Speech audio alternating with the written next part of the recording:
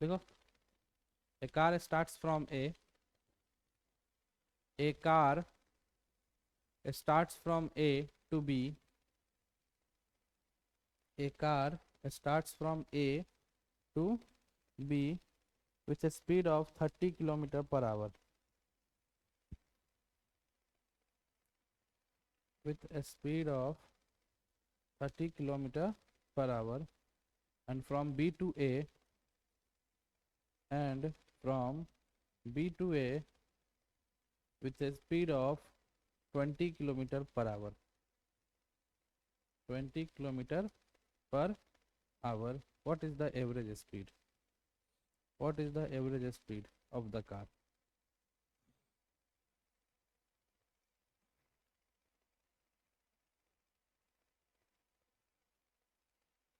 What is the average speed of the car?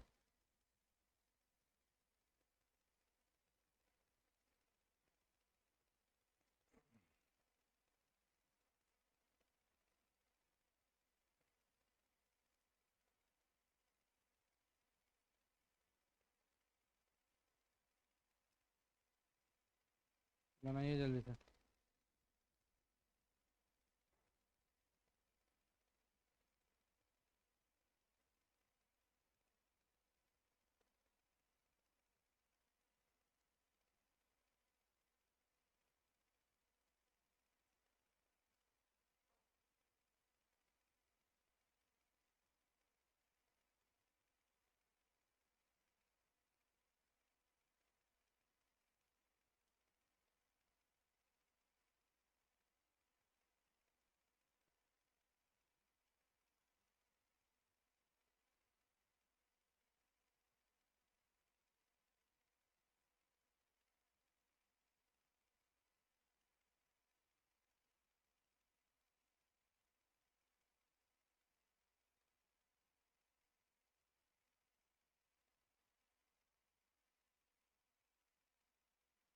बताओ। हाँ, और क्या बताओगे? क्वेश्चन बताओगे? बताओ आंसर। हो चुका है ना ये सब चैप्टर? हम एनएलएम से पढ़ा रहे हैं ना, उससे पहले का तो हो गया है, तो बताओ बना के। एवरेज स्पीड निकालो जल्दी से।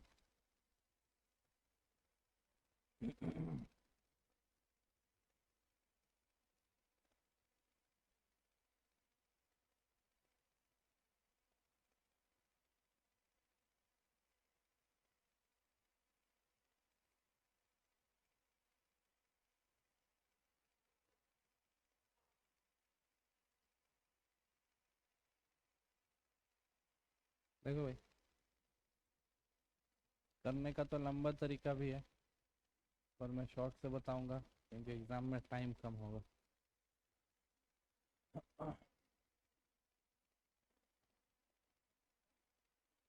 ये, जब भी कोई कार एक स्पीड से यहाँ से वहाँ जाए, दूसरे स्पीड से वहाँ से यहाँ आए, एवरेज स्पीड, एवरेज वेलोसिटी कुछ भी पूछे तो आप इस फॉर्मूला का इस्तेमाल कीजिएगा। 2v1v2 upon v1 plus v2। v1 v2 दे रखा है ना? हाँ या ना? तो बस जल्दी से आंसर बताओ क्या है।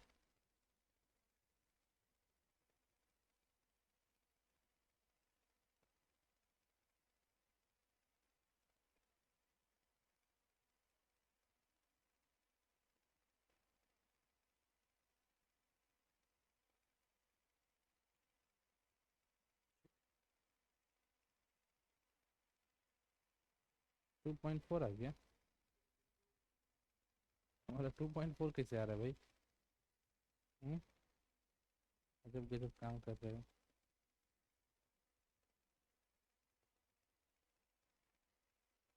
चलिए, अगला क्वेश्चन लिखिए।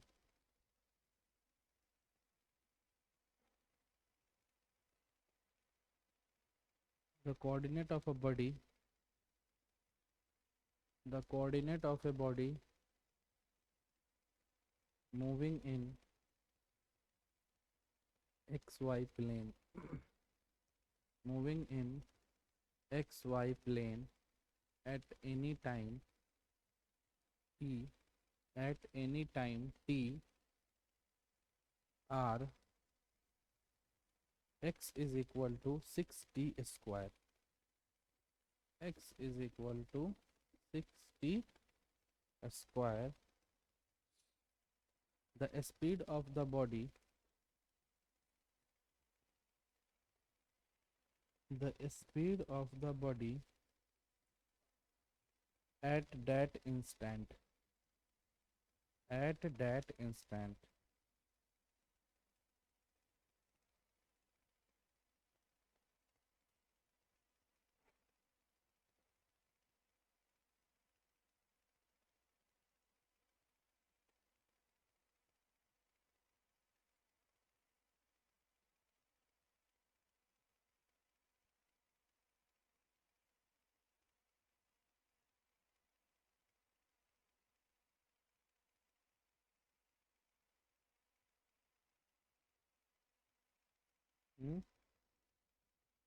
क्या गया 12 किलोमीटर पर आवर कैसे आ गया? हम कहीं दिए हैं क्या किलोमीटर पर आवर? उल्टा पुल्टा काम क्या कर रहे हो? x बराबर कितना दे रखा है? 6t²। क्या निकालने के लिए बोल रहा है? तो क्या होता है फॉर्मूला? dx बाई, करोगे डिफ्रेंसिएशन तो कितना मिलेगा? हो गया आंसर। एट टाइम t पर ही बोल रहा है ना भाई, हाँ या ना? t का वैल्यू कुछ दे रखा है क्या जो तुम 12 किलोमीटर बोल दिए? तो समझे? सेम क्वेश्चन, सेम क्वेश्चन है। अब उसमें डेटा एक और बढ़ा देते हैं, x बराबर इतना है और y बराबर है 3t²। अब बताओ वेलोसिटी। सेम क्वेश्चन है। अब दो पोजीशन है, एक x बराबर 6t² और एक y बराबर 3t²।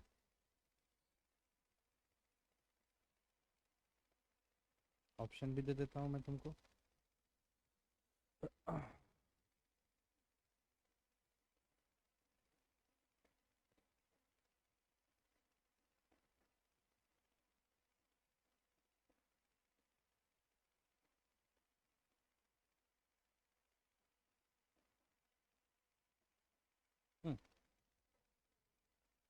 बोलो भाई।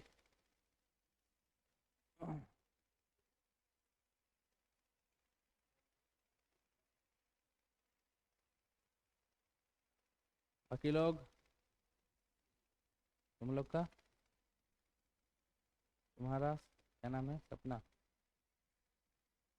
हाँ मुस्कान, क्या है आंसर? ठीक। कैसे तुम लोग एनडीए का एग्जाम देंगे, हमको ही समझ में नहीं आता है। चलो ठीक है, कुछ हद तक ठीक गए हो। पहले इसका डिफ्रेंसिएशन किया तो तुमको मिला होगा 12t, और फिर जब तुम dy/dt किए हो तो क्या मिला तुमको? ये दोनों क्या है? वेलोसिटी।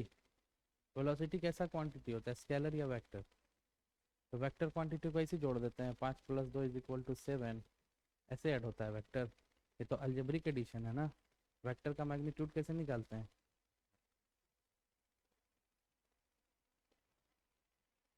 यस और नो? पढ़े हो कभी? मान लो ये एक फोर्स है 5 न्यूटन का, और इस डायरेक्शन में एक फोर्स लग रहा है 3 न्यूटन का। बोला जाए नेट फोर्स कितना है तो क्या बोलोगे? 8 न्यूटन। टोटल फोर्स पूछा है तो क्या बोलोगे? 8। कैसे निकालते हैं? फोर्स कैसा क्वांटिटी है? वेक्टर। और वेक्टर का कभी भी नेट या टोटल पूछता है तो हम उसके मैग्नीट्यूड का रूट अंडर करते हैं, यानी 5 का स्क्वायर प्लस 3 का स्क्वायर कितना हो जाएगा? 25 + 9, यानी √34 न्यूटन। इस तरह से काम करते हैं। तो वेलोसिटी कैसी क्वांटिटी है? वेक्टर। तो उसका भी सम कैसे करोगे?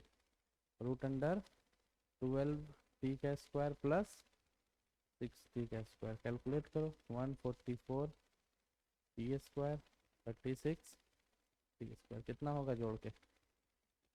100t²। टी तो बाहर आ जाएगा। 180 को कैसे लिख सकते हो?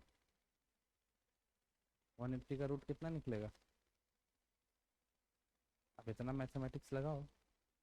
इतना तो तुमको पता है कि नॉर्मल आने वाला है नहीं, आंसर किस में आएगा? पॉइंट में ही आएगा। पॉइंट में क्या को ऑप्शन दिया हुआ है, तो क्या आंसर होगा? देखो भाई, क्वेश्चन कराने का मुद्दा ये होता है नया नया कॉन्सेप्ट सिखाना। क्वेश्चन ढंग से नोट कीजिएगा, कहीं कुछ नया चीज़ मिलेगा उसको लिख के मार्क कर लीजिएगा कि इट इज़ इम्पोर्टेंट, वरना फिर कोई फायदा नहीं होगा बिना मतलब का रटने से। हर टाइप का क्वेश्चन हम करवा रहे हैं।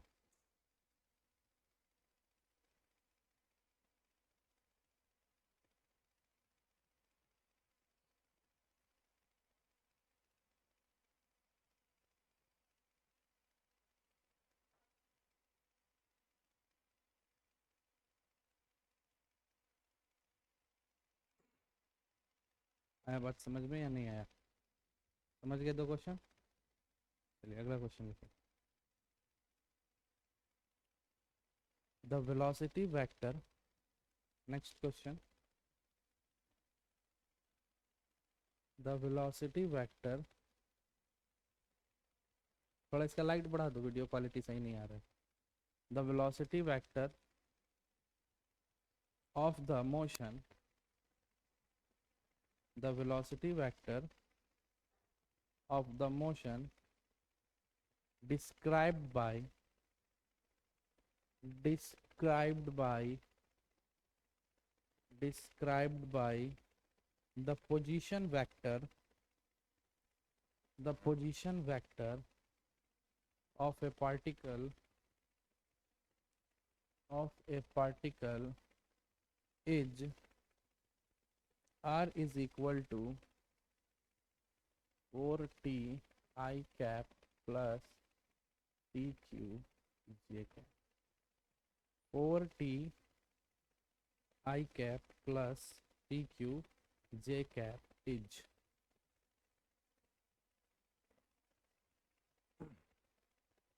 क्या समझे क्वेश्चन से? क्या निकालना है? क्या निकालना है बोलो? वेलोसिटी वेक्टर फाइंड आउट करना है और क्या दे रहा है? पोजीशन दे रहा है। तो क्या करना होता है? पोजीशन से वेलोसिटी निकालने के लिए क्या करना होता है? कैसे निकालेंगे? देखो भाई ध्यान रखो, टी में, टी स्क्वायर में, टी क्यू में ऐसा कोई फंक्शन देगा तो तुमको डिफरेंशिएशन के अलावा और कोई चांस, कैसे निकालोगे? और कोई तरीका है? तो पोजीशन देखो, हमेशा याद रखना एक चीज बहुत ध्यान से, पोजीशन हो, पॉइंट हो, डिस्प्लेसमेंट हो, कुछ भी दे रखा हो, यहाँ से अगर तुमको कहाँ जाना है? वेलोसिटी की तरफ, तो तुमको क्या करना पड़ेगा? डिफरेंस, तुमको पता है v इज इक्वल टू क्या होता है? dx by dt। यहाँ x की जगह क्या है? तो वेलोसिटी कैसे निकालोगे? dr by dt। आता है करने? 4t का इंटीग्रेशन, डिफरेंशिएशन क्या होगा? 4t का 4 आई कैप तो अपने जगह पे रहेगा, प्लस टी क्यू का क्या होगा? 3t स्क्वायर जे कैप अपने जगह पे रहेगा। यही हो जाएगा आंसर, मीटर पर सेकंड। खत्म। पोजीशन से क्या निकल गया है समझ में? बस आसान सा चीज़ है।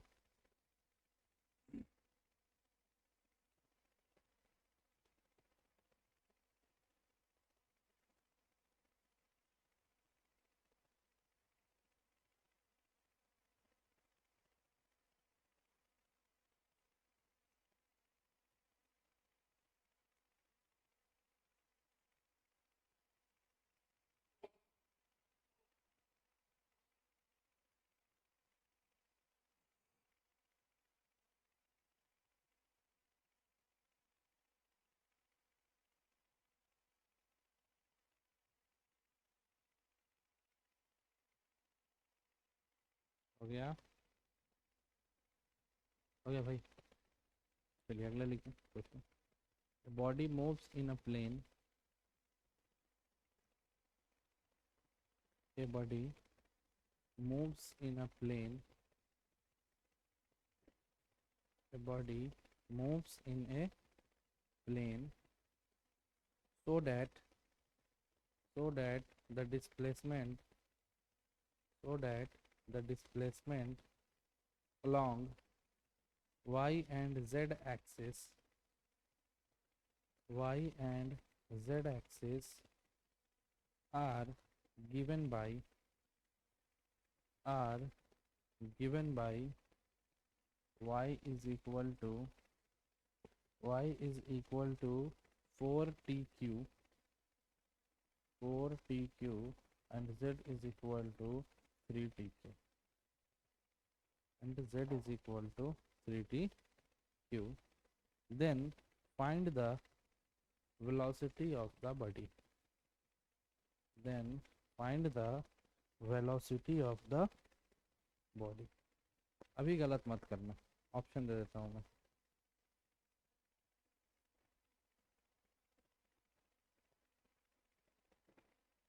90, 12t, 11t, 15. चलो भाई जल्दी से 1 मिनट के अंदर बना लो.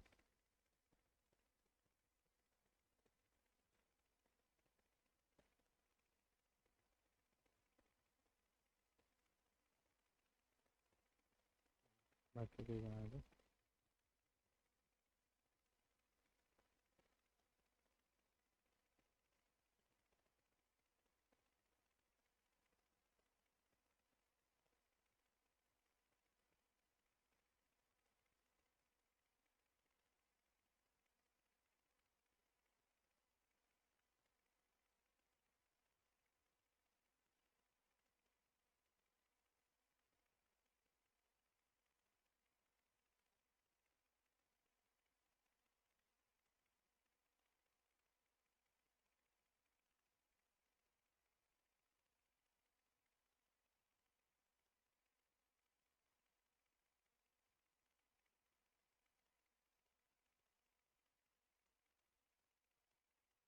बन गया भाई. चलिए अगला क्वेश्चन लिखो. A river is flowing. A river is flowing due east with a speed of 3 meter per second. With a speed of 3 meter per second. A swimmer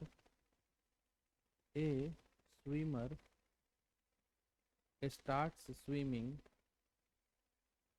A swimmer starts swimming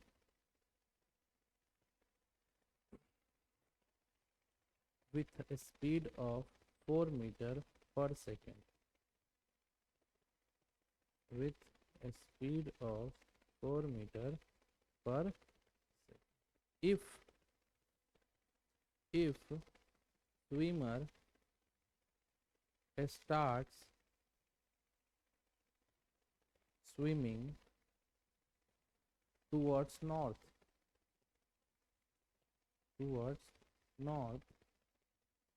what will be his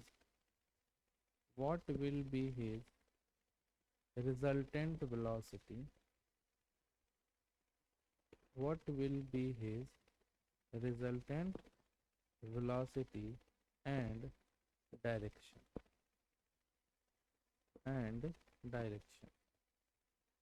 try करो भाई.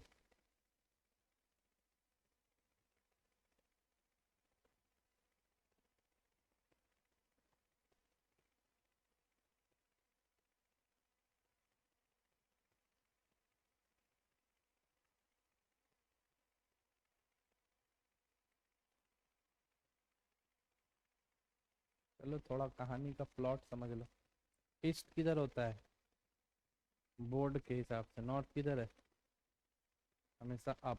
इधर को north है तो east किधर होगा? This side. यानी पानी का फ्लो इधर किस स्पीड से है? 3 मीटर. और स्विमर जा किधर को रहा है? नॉर्थ डायरेक्शन में. किस स्पीड से? तो क्या पूछा जा रहा है आपसे? Resultant velocity. तो बताइए कितना होगा? ऑप्शन दें? पहले रिजल्टेंट वेलोसिटी बताओ फिर डायरेक्शन बताना सिखाएंगे. 1 मीटर पर सेकेंड, 7 मीटर पर सेकेंड, 5 मीटर पर सेकेंड, 2 मीटर. क्या आ जाएगा आंसर? 5 मीटर पर सेकेंड. ठीक है, 5 मीटर पर सेकेंड.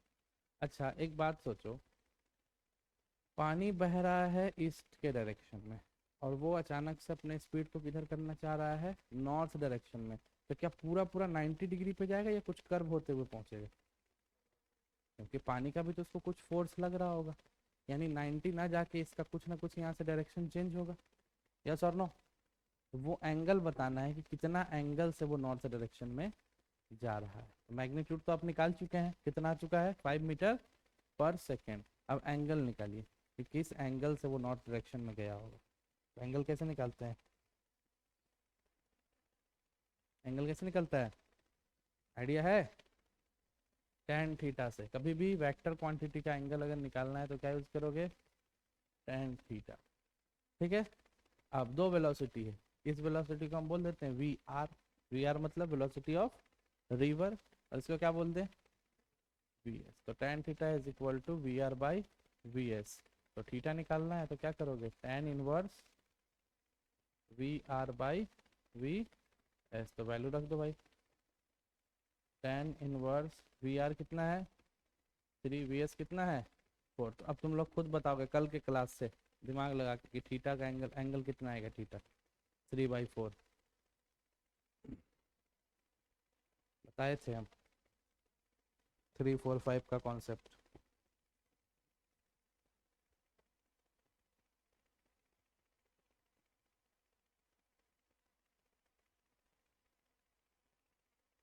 रिवीजन वगैरह नहीं चल रहा है, ऐसे पढ़ाई नहीं होगा। हाँ तो एग्जाम में वहाँ लिखा नहीं रहेगा 3/4, याद रखना है। कितना हो जाता है ये, 37 डिग्री। बस हो गया, यही करना था, 37 डिग्री को निकलेगा। समझ में आया बात? समझ गए इस टाइप का क्वेश्चन? अगला क्वेश्चन देखिए। The position of a particle, the position of a particle is given by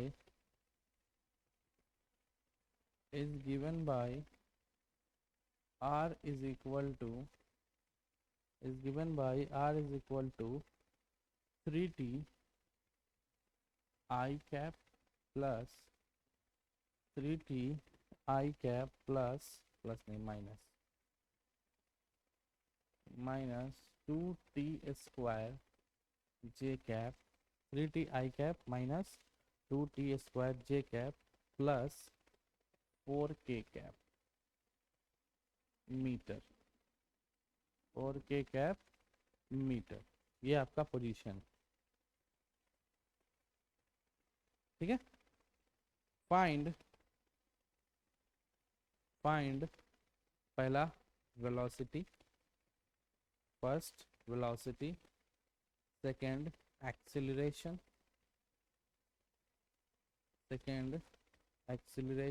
third magnitude of velocity,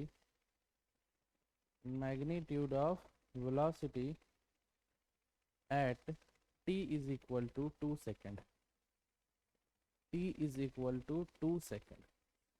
चलिए भाई अब ये बन जाना चाहिए आई थिंक, है ना? नहीं है।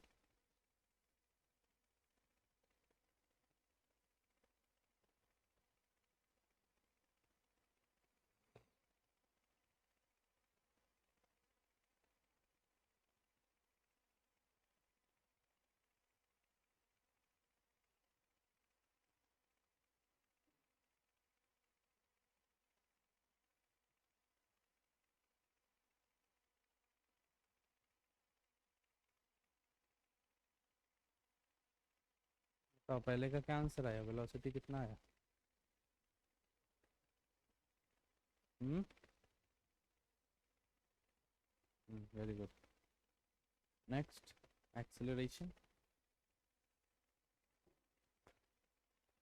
यूनिट भी बोला करो भाई, वेलोसिटी का यूनिट भी लगाया करो, मीटर पर सेकेंड।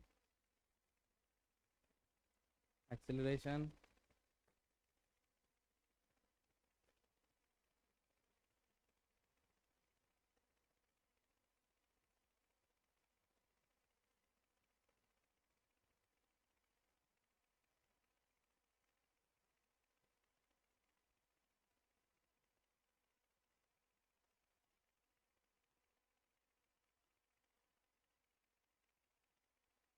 बोलो बोलो।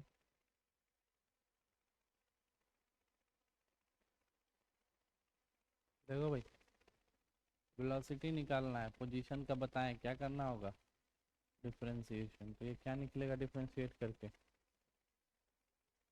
3i cap minus 4t j cap. वो तो कैंसिल हो जाएगा, 4 के कांस्टेंट है।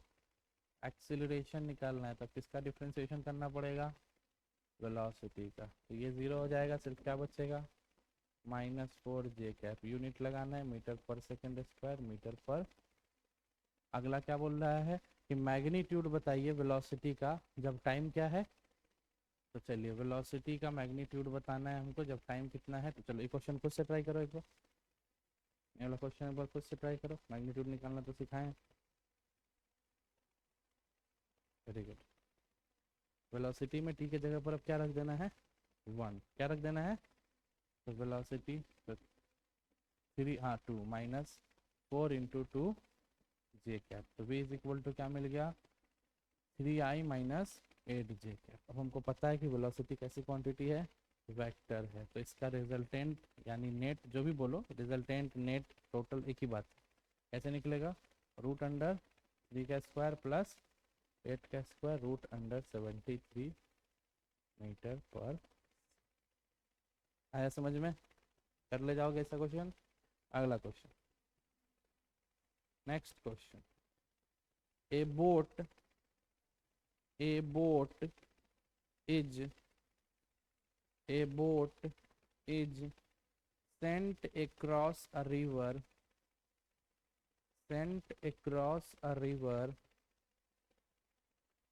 of 8 of 8 km/h. If the resultant velocity of the boat if the resultant velocity of the boat is 10 km/h, 10 km/h,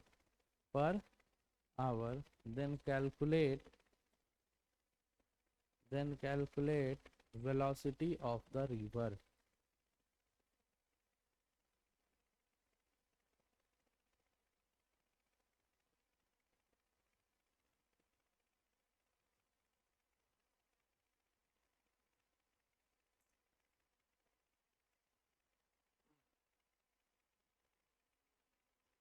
six metre 6 kilometre पर।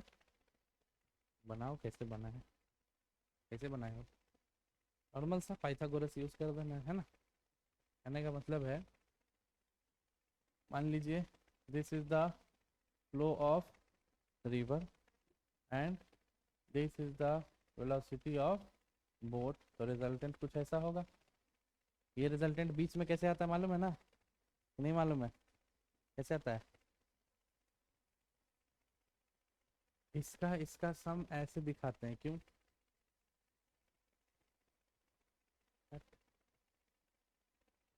देखो, चलो ये भी सीखो।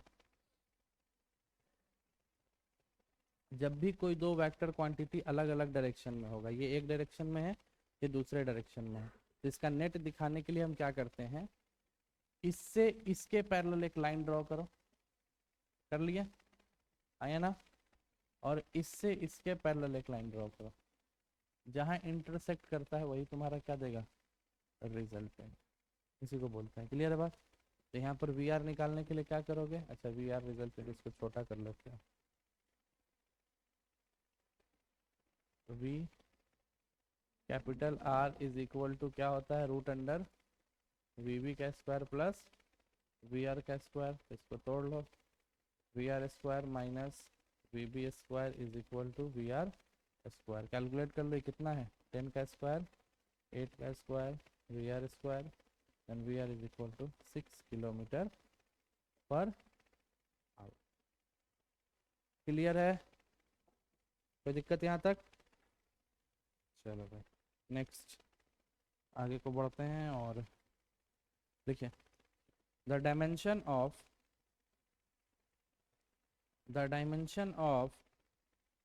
electric flux upon magnetic flux, electric flux upon magnetic flux, electric flux upon magnetic flux. The dimension of electric flux upon magnetic flux are same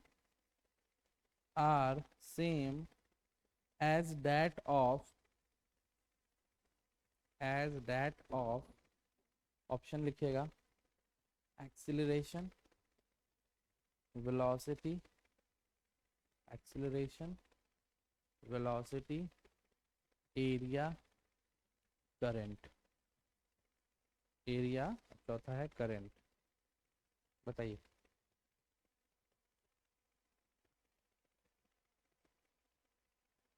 हम्म खुद से चोरी करने का उम्र गया।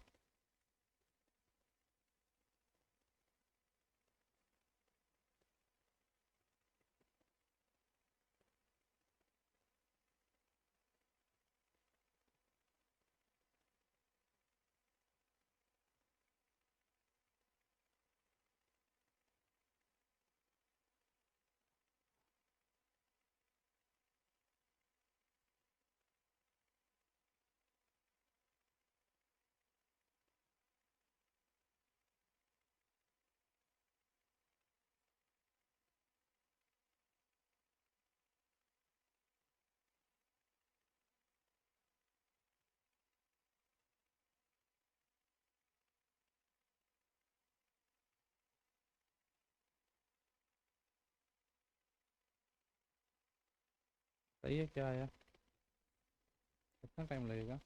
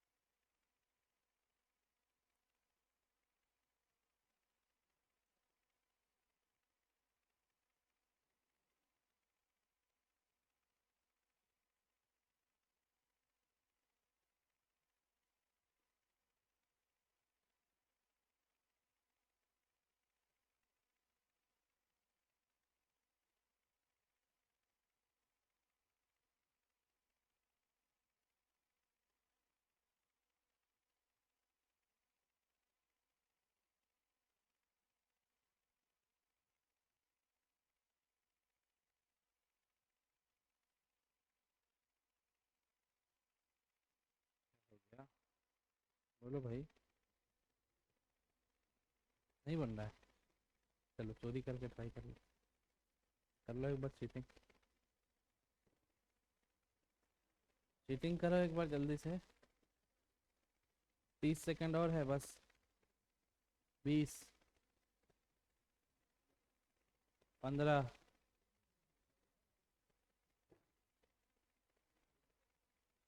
10, 5,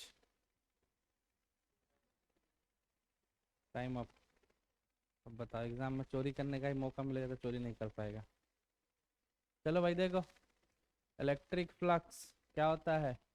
E इंटू ए इंटू कॉस थीटा। पढ़े हो क्या? नहीं पढ़े हो?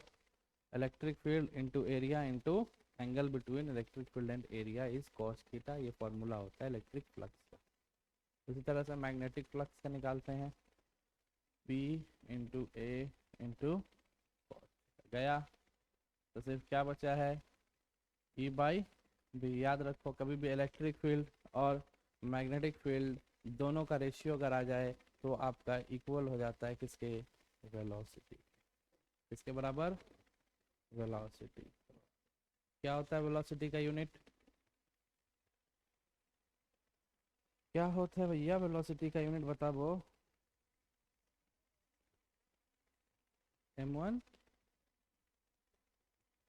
L0 t-1। तो जो जीरो उसको बोलने का जरूरत नहीं है, LT-1 बोला करो। चलिए अगला क्वेश्चन लिखिएगा। Which one of the following represent uniform motion, which one of the following represent uniform motion, which one of the following represent uniform motion। Option है ये,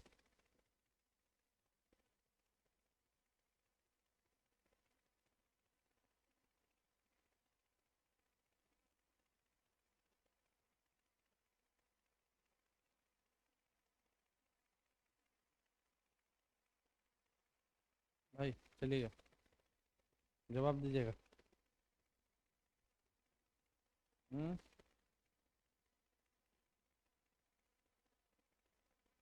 ऐसा ही जवाब दे दिया, तुमको पता है किस किस चीज़ के बीच का ग्राफ है, मेंशन क्या हूँ मैं, मेंशन है कि कौन एक्सिस पे क्या रखा हुआ है।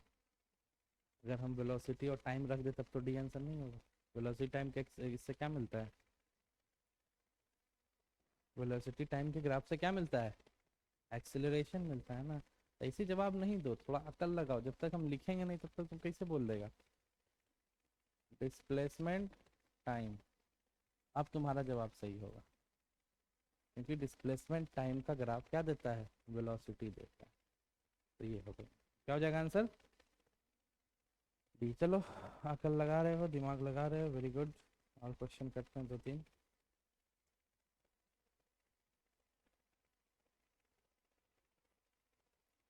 चलो ग्राफ का ही क्वेश्चन लिखो। Position time graph,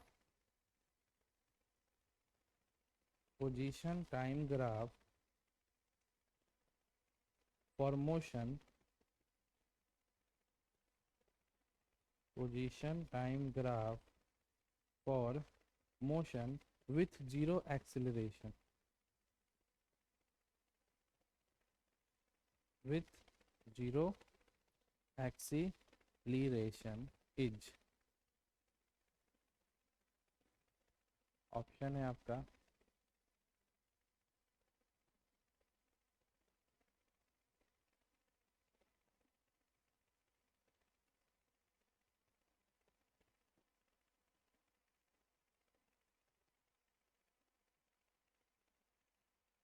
position time, position time, position time. बताओ क्या क्वेश्चन सही है क्या या गलत है, क्वेश्चन का ऑप्शन सही दिया हुआ है या गलत लग रहा है। गलत दे रखा है, तो क्या सही होना चाहिए, जी नहीं, क्वेश्चन सही है। क्वेश्चन में क्या बोल रहा है, पोजीशन टाइम ग्राफ देख करके बताइए कि कौन से ग्राफ का एक्सेलरेशन। तो पोजीशन टाइम क्या बताता है, पोजीशन और टाइम के ग्राफ से किस क्वांटिटी का पता चलता है, वेलोसिटी। और कौन सा वेलोसिटी होता है जहाँ पर एक्सेलरेशन जीरो हो जाता है, यूनिफॉर्म वेलोसिटी पे। इन चारों में कौन सा ग्राफ है जो यूनिफॉर्म वेलोसिटी दिखा रहा है, तो क्या आंसर होगा, ये समझ में आया कुछ, ये तरीका है, समझे भाई। अकल लगाना है बस थोड़ा सा।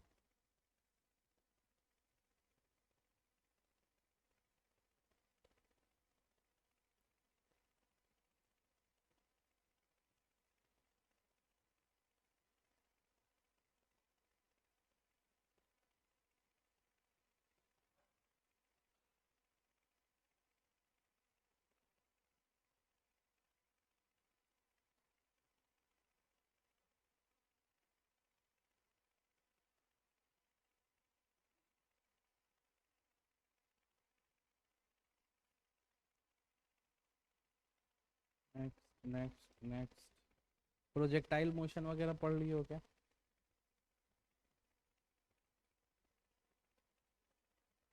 थोड़ा सा जानते हैं। हम लोग तो सब कुछ में थोड़ा ही सा जानते हो, पूरा सा जानते कहाँ हो।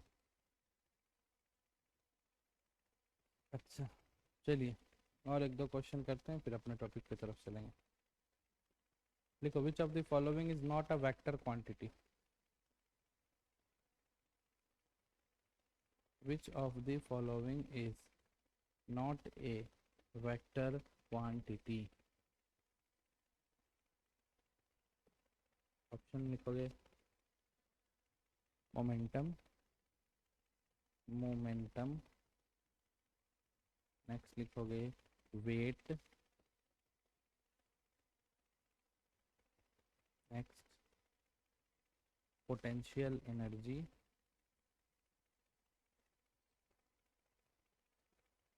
Next nuclear spin, nuclear spin.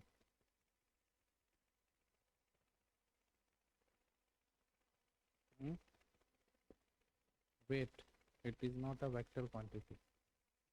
Wait vector quantity नहीं होता है। जाहिल हो तुम लोग, सरेआम जाहिल हो। कल सिखाए थे तरीका, रटना नहीं है वेट वेक्टर क्या है। क्या बताए थे वेक्टर देखने का तरीका?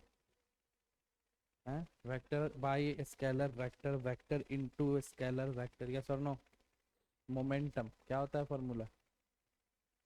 Mass into velocity. कैसा क्वांटिटी है? हैं? मोमेंटम भी कैसा क्वांटिटी होगा? उसके बाद क्या था? क्या होता है? एम इंटू जी। जी क्या है? Gravitational force, gravitational acceleration. Acceleration कैसा क्वांटिटी होता है? वेक्टर। तो ये भी कैसा क्वांटिटी होगा? तीसरा क्या है? Potential energy. क्या लिखते हैं इसका फॉर्मूला? हाँ, एम जी। यहाँ पर जी क्या है? तो पूरा क्या हो जाएगा?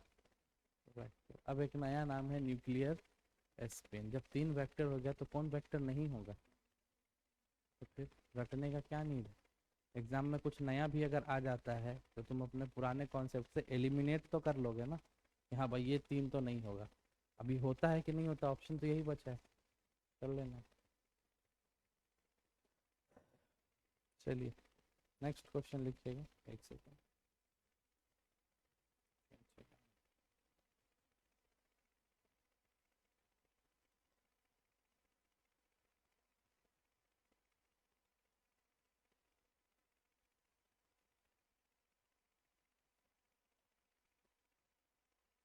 देखो, the dimension of magnetic field is given by.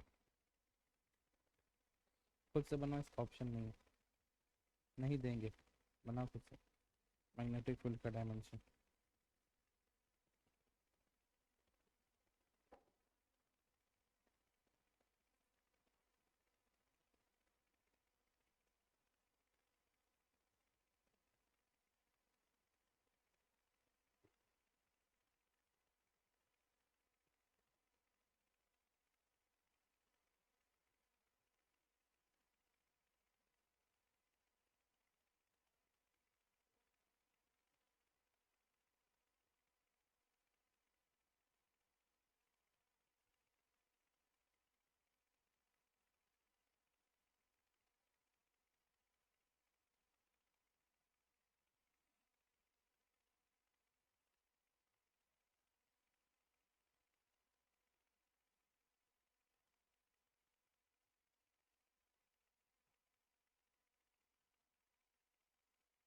नहीं भाई बना।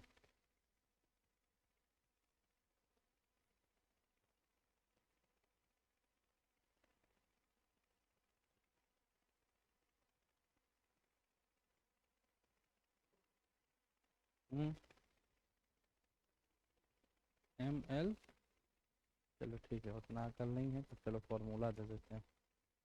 F is equal to Q B B. B क्या है? v क्या है, v क्या है, v वोल्टेज की वेलोसिटी, वेलोसिटी, q क्या है, f क्या है, तो आप तो निकाल लो, अभी निकलेगा कि नहीं, कैसे निकालोगे, b is equal to F upon में क्यू बी, एफ का क्या होता है M L T minus two, Q का क्या होता है ए टी माइनस वन, और v का क्या होता है L T minus one, T minus one, T minus one, T minus two को काट देगा, एल एल को काट देगा, तो क्या बचेगा, बोलो, M A minus,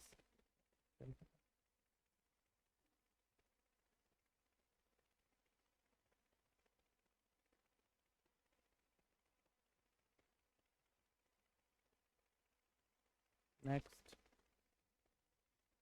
next, a train is moving, a train is moving,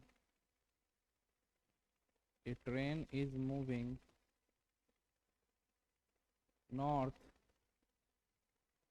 with a speed of 20 meter per second, with a speed of 20 meter per second, and it turns west, and it turns west with same speed, with same speed, the change in velocity will be,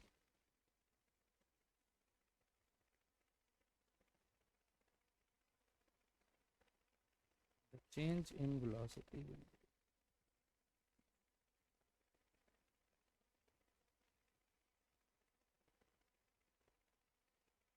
option दे, ध्यान से इसका जवाब देना,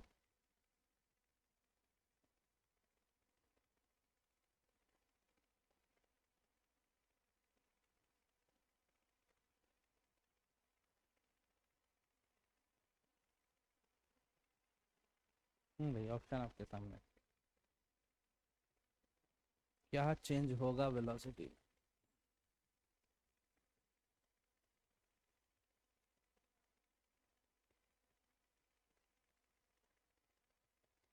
change का क्या मतलब होता है, कैसे निकालते हैं चेंज,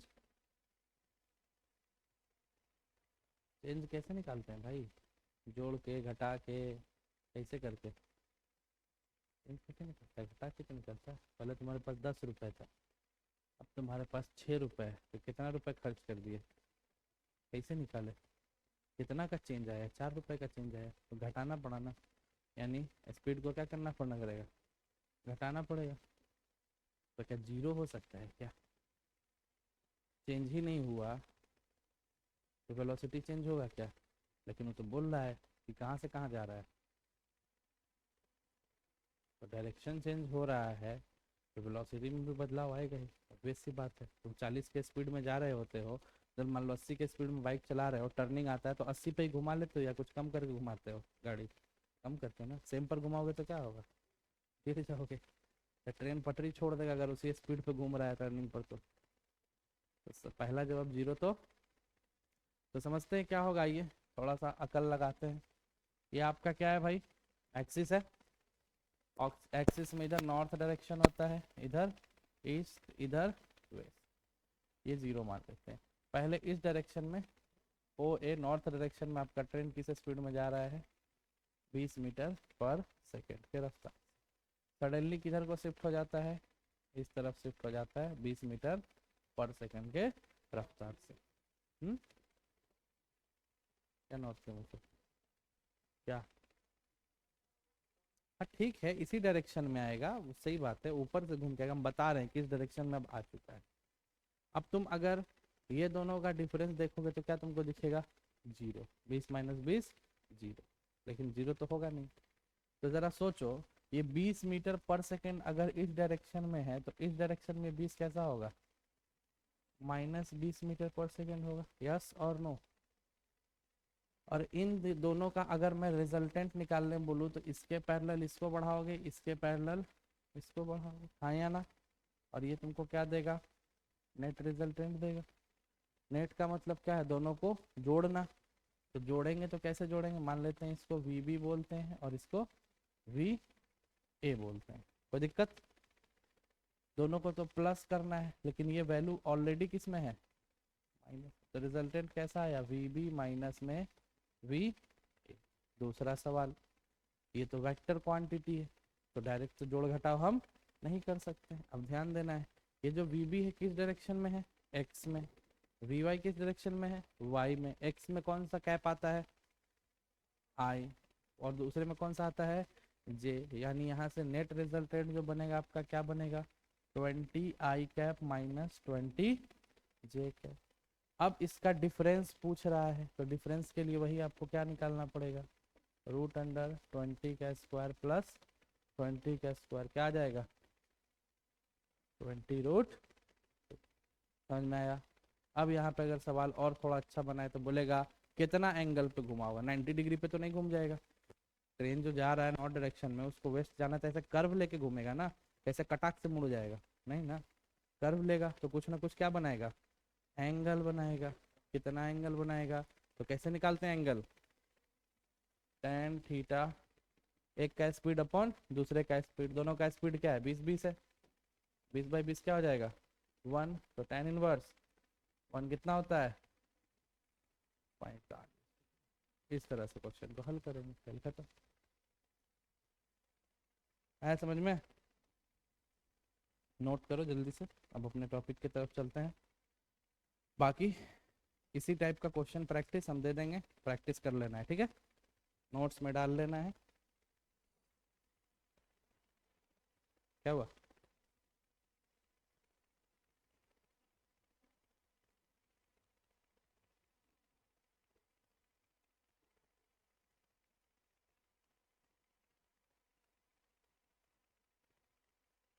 चलो। अच्छा लिख लो, कर लोगे ना अब इस टाइप का क्वेश्चन। क्वेश्चन बहुत ज़रूरी होता है भाई फिजिक्स में, और ये पोर्शन तो बहुत इंपॉर्टेंट है। 15 मार्क्स तो कम से कम यहाँ से 15 क्वेश्चन तो रहता ही रहता है। सब मिला के unit dimension, motion in straight line, motion in plane, projectile motion, circular motion, laws of motion, conservation, linear momentum, angular momentum, ये सब। बताओ भाई, सेकंड लॉ डिफाइन करो। क्या नाम है तुम्हारा, हम्म जब टीचर बात करे तो खड़ा होना चाहिए, रिस्पेक्ट आता है नहीं आता है, आता है ना। हाँ तो चलो बताओ, न्यूटन्स लॉ ऑफ मोशन क्या होता है, सेकंड लॉ, कल ही पढ़ाए थे ना। बोलो भाई, ऐसे काम नहीं चलेगा। काहे नहीं किए हो, तबीयत खराब है, क्या हो गया तबीयत में, सर्दी, बहुत ज़्यादा सर्दी। बैठ जाओ, तुम बताओ भाई सेकंड लॉ, तुम बताओ मुस्कान, सेकंड लॉ। हाँ, ये भी न्यूटन को शर्मिंदा करने वाली, बैठो। हाँ भाई बोलो, ब्लैक शर्ट। न्यूटन का द्वितीय नियम, हिंदी हिंदी बोर्ड से हो, हिंदी में बोर्ड में हो, हिंदी में पढ़े हो तो बताओ न्यूटन का दूसरा लॉ।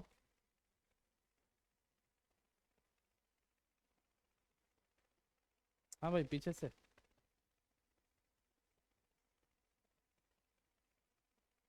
न्यूटन का सेकंड लॉ नहीं आ रहा है और आ गए एनडीए का एग्जाम निकालने। हम्म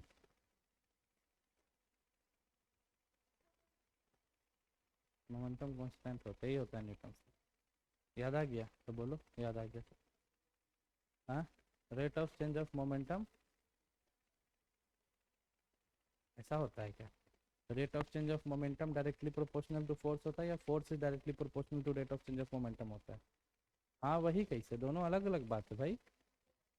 हैं? Force is directly proportional to rate of change of momentum. बैठ जाओ अपने जगह पर। F directly proportional to DP by dt, यही चीज बताए थे।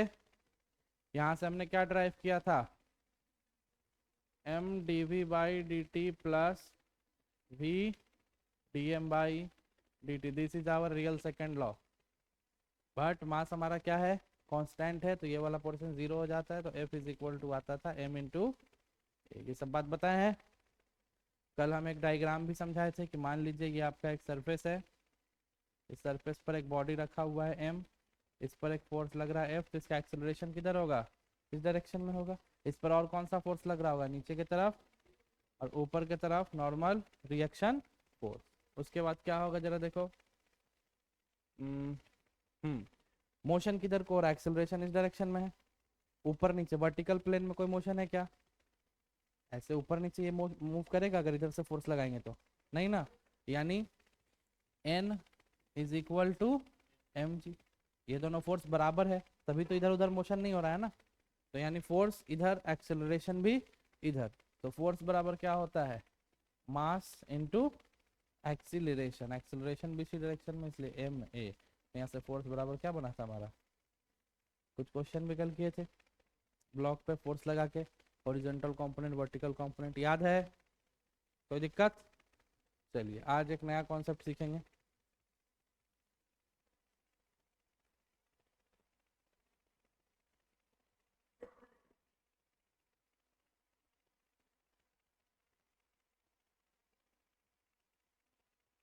बताओ भाई, यहाँ पर आप हमको बताइए एक्सेलरेशन कैसे निकालेंगे, क्या होगा यहाँ का एक्सेलरेशन।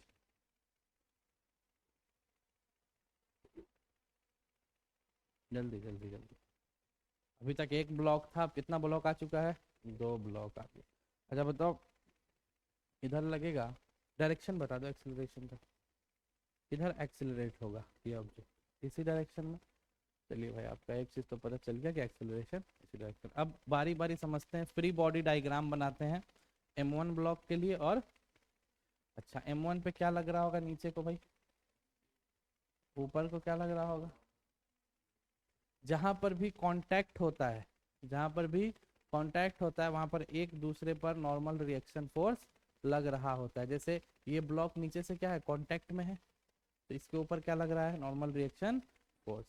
अब ये दोनों ब्लॉक भी आपस में किस में है, कांटेक्ट में है, तो ये इसके ऊपर एक नॉर्मल रिएक्शन फोर्स N1 लगाएगा, और वापस से ये इसके ऊपर एक फोर्स N1 लगाएगा, क्योंकि न्यूटन्स का थर्ड लॉ क्या बोलता है, इक्वल्स एंड अपोजिट फोर्सेस। यानी इसने एक नॉर्मल रिएक्शन M2 को दिया, तो नॉर्मल रिएक्शन भी बैक में उसको क्या देगा, एक नॉर्मल रिएक्शन देगा। तो अब M1 के लिए बता रहे हैं, तो ये हमारा M1 का ब्लॉक है, इस पर नीचे के डायरेक्शन में क्या लग रहा है भाई, ऊपर के डायरेक्शन में, इस डायरेक्शन में, और इसी डायरेक्शन में F। यस और नो, देखो ये फोर्स भी तो इसी डायरेक्शन में है ना। अब यहाँ से बोला जाएगा आपको इक्वेशन लिखने के लिए, लिखिए। फ्री बॉडी डायग्राम हमने दे दिया है, अब इक्वेशन बनाइए, क्या बनेगा।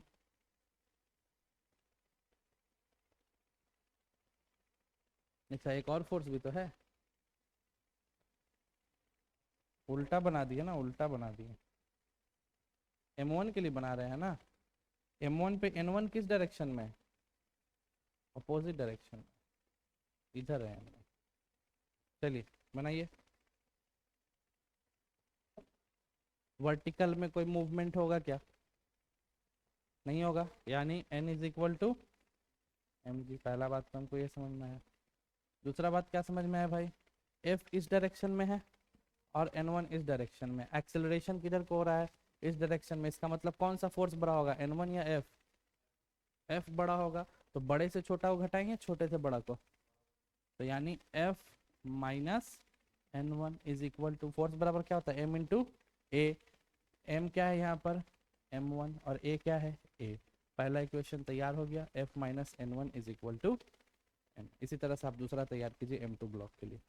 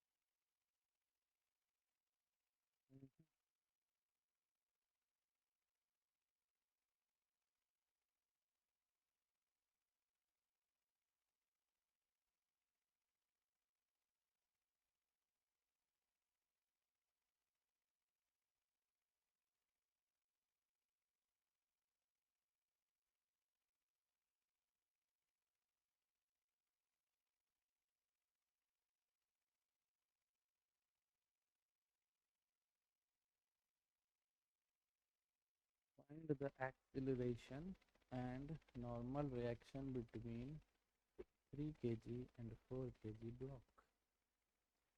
FBD बना लो, बन जाएगा फ्री बॉडी डायग्राम।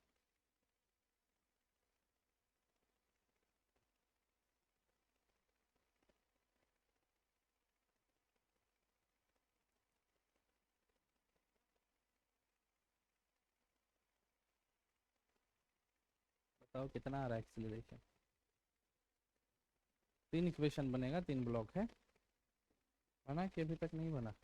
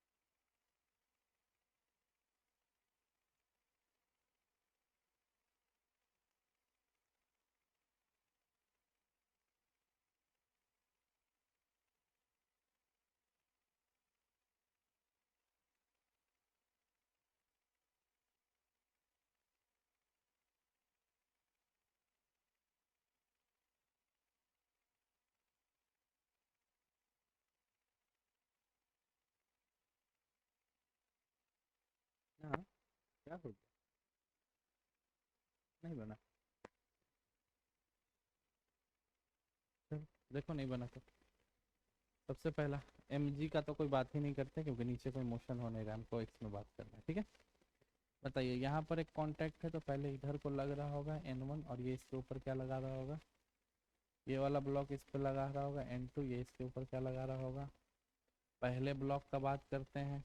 18 न्यूटन का फोर्स इधर है और N1 फोर्स अपोजिट है, तो 18 minus N1 is equal to mass कितना है 2, और एक्सेलरेशन क्या है? पहला इक्वेशन बन गया। दूसरा, दूसरे ब्लॉक पे जरा ध्यान दे, इस तरफ N1 इस डायरेक्शन में है और N2 इस डायरेक्शन में। इस पे यही दो फोर्स लग रहा है ना, एक N1 और एक बड़ा कौन है? N1। एक्सेलरेशन इधर हो रहा है तो N1 बड़ा है, तो क्या लिखेंगे?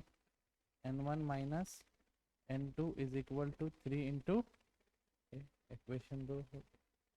तीसरा इक्वेशन क्या बोलता है भाई? N2 सिर्फ उस पर कौन सा फोर्स है, तो N2 is equal to, minus करने का क्या जरूरत, एक ही फोर्स है ना। N2 is equal to 4 into, equation number तीनों को ऐड कर दो, minus N1 plus N1 minus N2 plus N2। 18 is equal to 9a, तो a is equal to 2 metre पर सेकंड। क्या दिक्कत था भाई निकालने में? इक्वेशन बनाना नहीं आ रहा है? आया समझ में? शॉर्ट ट्रिक दें इसका, इतना इक्वेशन बनाने की ज़रूरत नहीं है। देखो, डायरेक्ट करना, a is equal to F by M total. एफ कितना है? टोटल एम गिन लो कितना है, 2 3 5 4, 9 दूना, निकल गया।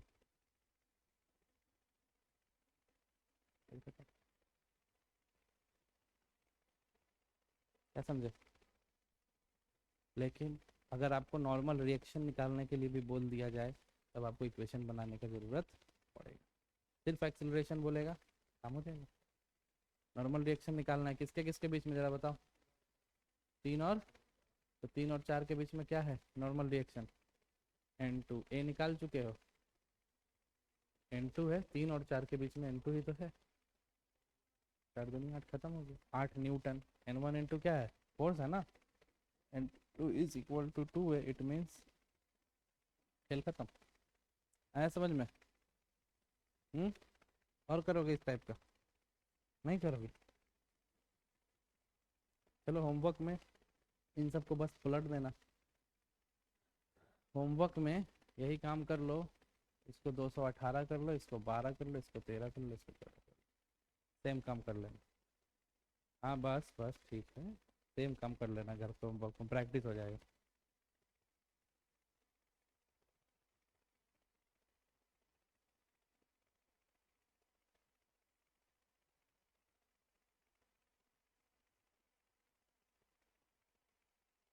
लिख लो भाई, जल्दी से नोट कर लो।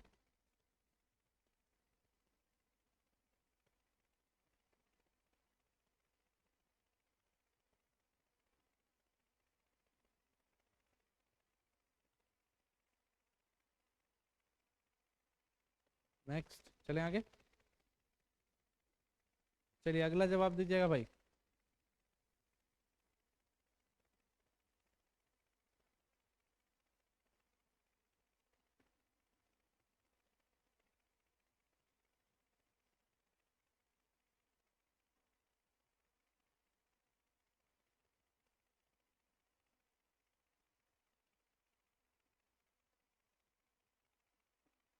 चलो,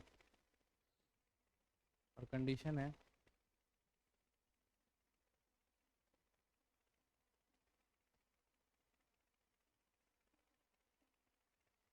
निकालिए भाई। m1 m2 निकालिए, दोनों का एक्सेलरेशन निकालिए, m1 का और m2 का। सरफेस जो है वो क्या है, स्मूथ सरफेस। चलिए,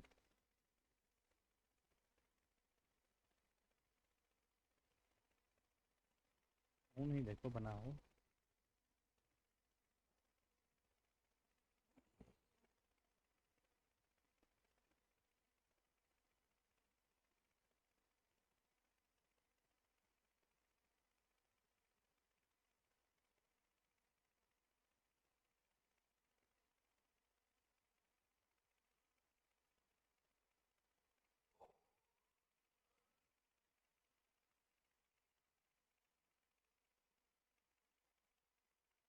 कल फिजिक्स से अभी तुम लोग को वास्ता नहीं पड़ा है ना।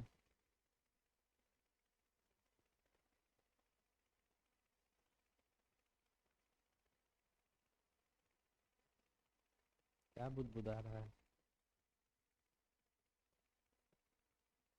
तुम क्या बोला है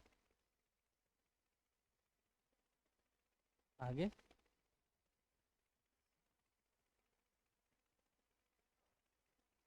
चलो, बन गया, नहीं बना, बन गया। यहाँ पर एक कंडीशन लिखा है, सरफेस आर स्मूथ। स्मूथ का मतलब ये जो दो ब्लॉक एक दूसरे के ऊपर रखा है, इन दोनों ब्लॉक के बीच का जो सरफेस वो बहुत ज़्यादा स्मूथ है। यानी इस पर फोर्स लगाइएगा तो सिर्फ यही आगे बढ़ेगा, वो उसके साथ साथ आगे बढ़ने वाला नहीं है, क्योंकि कोई फ्रिक्शन ही नहीं है, क्योंकि सरफेस क्या है, स्मूथ। यानी आप इस पर फोर्स लगाइएगा तो इस पर कोई एक्सेलरेशन देखने को नहीं मिलेगा। यानी m1 के लिए एक्सेलरेशन क्या हो जाएगा, क्या हो जाएगा। अच्छा चलिए थोड़ा सा फोर्स का बात कर लेते हैं। m1 पे कौन कौन सा फोर्स लग रहा है, नीचे की तरफ, ये दोनों यहाँ पर कांटेक्ट में है तो ये इस पर n1 नॉर्मल रिएक्शन फोर्स लगाएगा, और ये इस पर लगाएगा। कोई दिक्कत है क्या।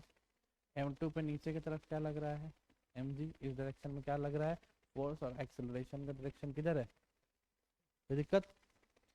m1 के लिए m1, a2 के लिए a2। आइए जरा फोर्स बराबर बात करते हैं। ब्लॉक कौन सा है, m2, और एक्सेलरेशन कौन सा है, a2। तो a2 इज इक्वल टू क्या मिल गया, f बाई, और a1 आपको क्या मिल गया, 0। रीजन क्या है, स्मूथ। सवाल इसमें बनता है कि अगर हम इतना फोर्स लगा के इस इतना केजी के ब्लॉक को आगे धक्का दें तो कितना देर में ये सरफेस ये इस पर से गिर जाएगा। जब इसको आगे बढ़ाएंगे तो ये पीछे जाते हुए दिखेगा ना, पीछे जाते जाते एक समय ऐसा आएगा कि पूरा आगे चला जाएगा, वो गिर जाएगा। तो वो टाइम बताइए जिस टाइम पे ये गिर जाए और ये आगे बढ़ जाए। इस क्वेश्चन भी आपको देखने को मिल सकता है। वर्स्ट सिचुएशन है ये सब, एकदम लास्ट सिचुएशन का तैयारी है, इससे हार्ड नहीं आएगा, ठीक है ना। एनडीए में इससे आगे क्वेश्चन नहीं जाएगा, ये एकदम आखिरी चरम लेवल पर है हम लोग, समझ गए। हम्म आया होगा, नहीं आया रहेगा तो क्यों पढ़ेंगे। चलिए क्वेश्चन लिखिए, अगर ये समझ गए हैं तो इसी बेसिस पे क्वेश्चन लिखते हैं। चलो देखो, find the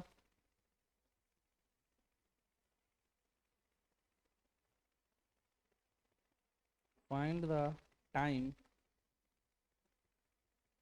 find the time in which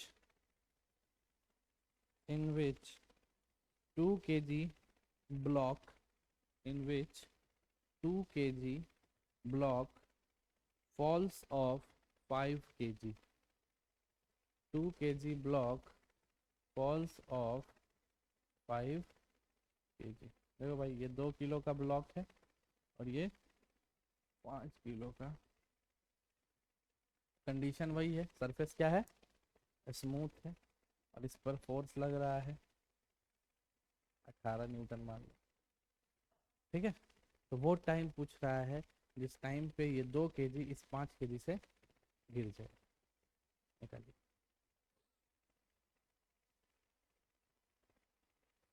18 पे कर पाओगे, 5 2 7 पॉइंट में आ जाएगा, कुछ क्वेश्चन बना देता है।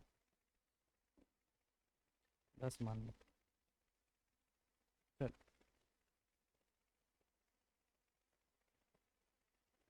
दिमाग का गुत्थी खोलो, थोड़ा साकल लगाओ, आगे को बढ़ो।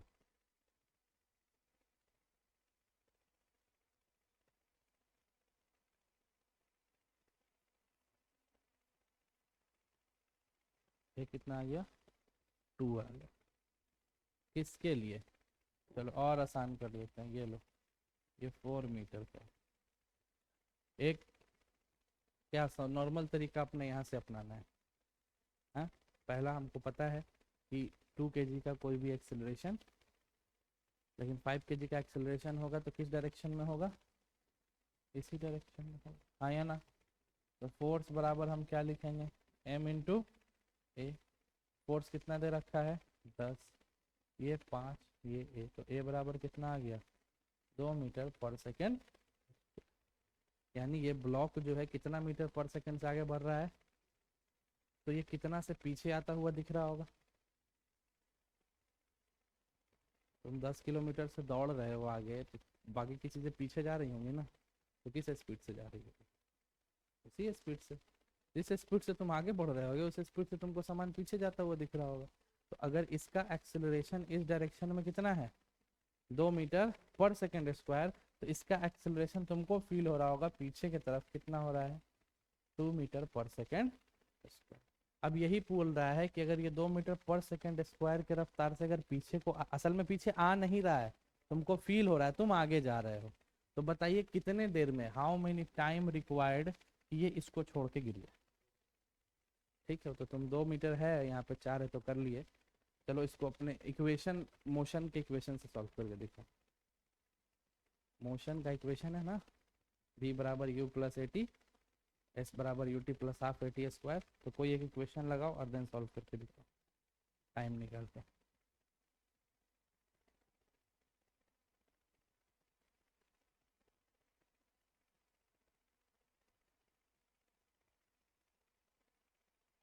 नहीं समझे,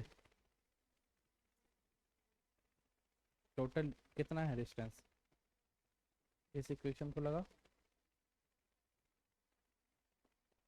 टोटल कितना है।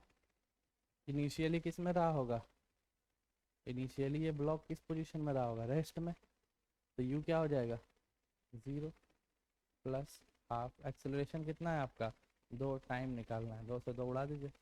T square is equal to 4, तो टी इज इक्वल टू कितना आ गया, 2 सेकेंड। यानी 2 सेकेंड के बाद ये 2 केजी का जो ब्लॉक है वो 5 केजी के ब्लॉक से नीचे को गिर जाएगा।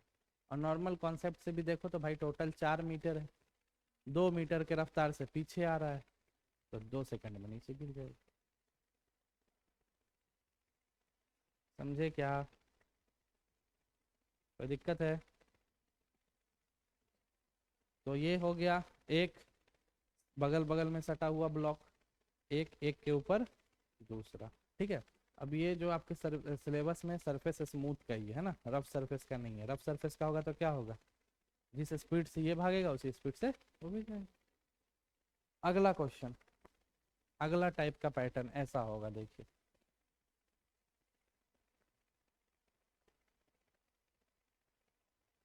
और ये दोनों कनेक्टेड है एक रस्सी से। किससे कनेक्टेड है, रस्सी। रस्सी को इंग्लिश में क्या बोलते हैं, और भी कुछ बोलते थे पर नहीं लिख लेंगे, चलो।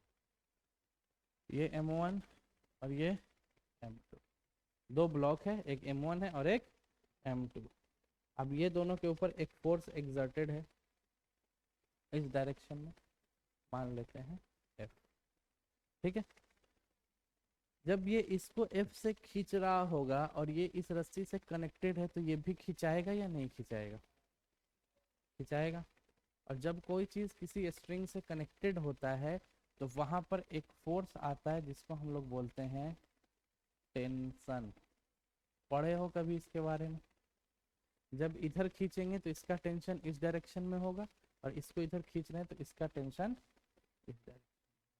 टेंशन हमेशा बॉडी से दूर जा रहा होता है। देखो यहाँ पर ये बॉडी है, बॉडी से बाहर की तरफ, ये बॉडी है, इसके बाहर जा रहा है, दोनों का टेंशन। अब ये दोनों टेंशन सेम इसलिए है क्योंकि स्ट्रिंग क्या है? सेम है। रोप क्या है? सेम है। अगर रस्सी सेम है तो चारों तरफ से उस पर कहीं पर भी टेंशन निकालो, सब तरफ से टेंशन क्या आएगा? सेम है। और टेंशन कुछ नहीं, टेंशन इज अ फोर्स। जैसे तुम्हारा कांटेक्ट फोर्स था ना, नॉर्मल रिएक्शन फोर्स, उसी तरह से ये टेंशन फोर्स है। और टेंशन फोर्स कहाँ आता है? जब भी आपका रोप का न्यूमेरिकल, रस्सी से कोई चीज लटका हुआ है तो एक तो mg भी लग रहा है और टेंशन ऊपर की तरफ लग रहा है क्योंकि टेंशन हमेशा अवे फ्रॉम द ऑब्जेक्ट होता है। बोलो यहाँ तक कोई दिक्कत है क्या? अब इसका इक्वेशन बनाने का ट्राई करो। फोर्स का इक्वेशन लिखो एक ब्लॉक के लिए।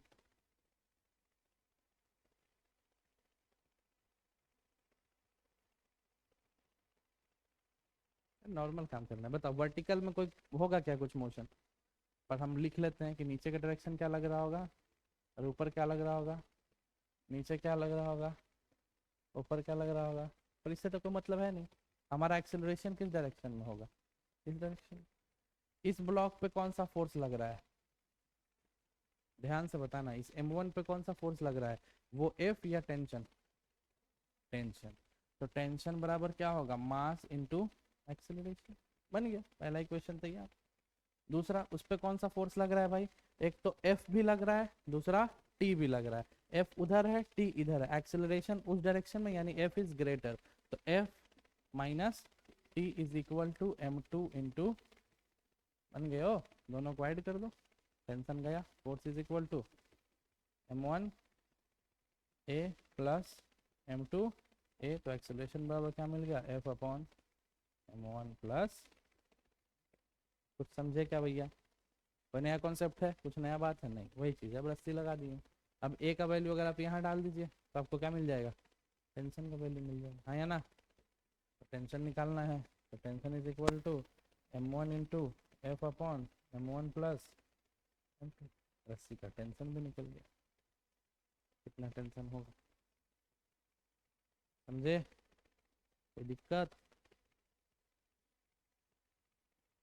नहीं है तो एगो क्वेश्चन कर लो।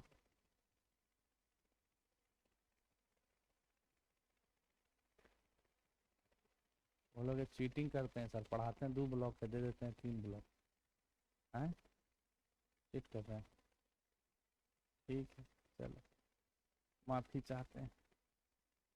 फोर्स है, ब्लॉग बनाओ, फोटो बनाते चलो, काम वही करना है तुमको। 2 किलो मान लो, 3 किलो मान लो, 4 किलो मान लो, और इसको मान लो 27 न्यूटन। ठीक है। अरे बस, वो तो ठीक है, समझ गए। निकाल के दिखाओ हमको टेंशन रस्सी का, दोनों रस्सी के बीच का टेंशन निकाल के दिखाओ। हैं? 2 रस्सी है, एक 2 kg 3 kg के बीच में, एक 3 kg 4 kg के बीच में, हाँ दोनों के बीच का टेंशन निकाल के बताओ। देखो पूरा काम करो, ट्रिक तुमको पता है ठीक है, पर पूरा इक्वेशन लिखोगे तो बनाने का तरीका याद रहेगा। इक्वेशन बनाना सीखो।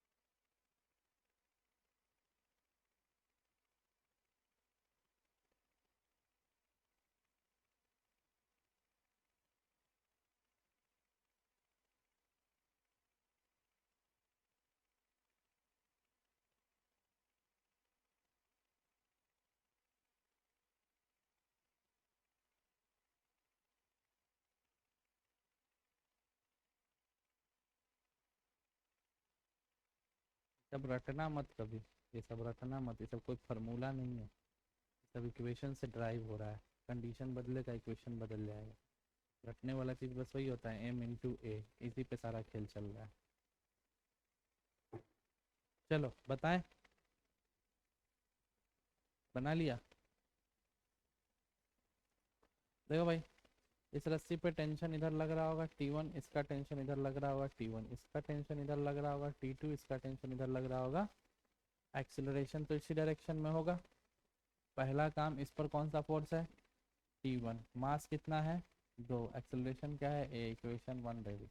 दूसरा, इधर को T2 इधर को T1, तो T2 minus T1 is equal to 3 है।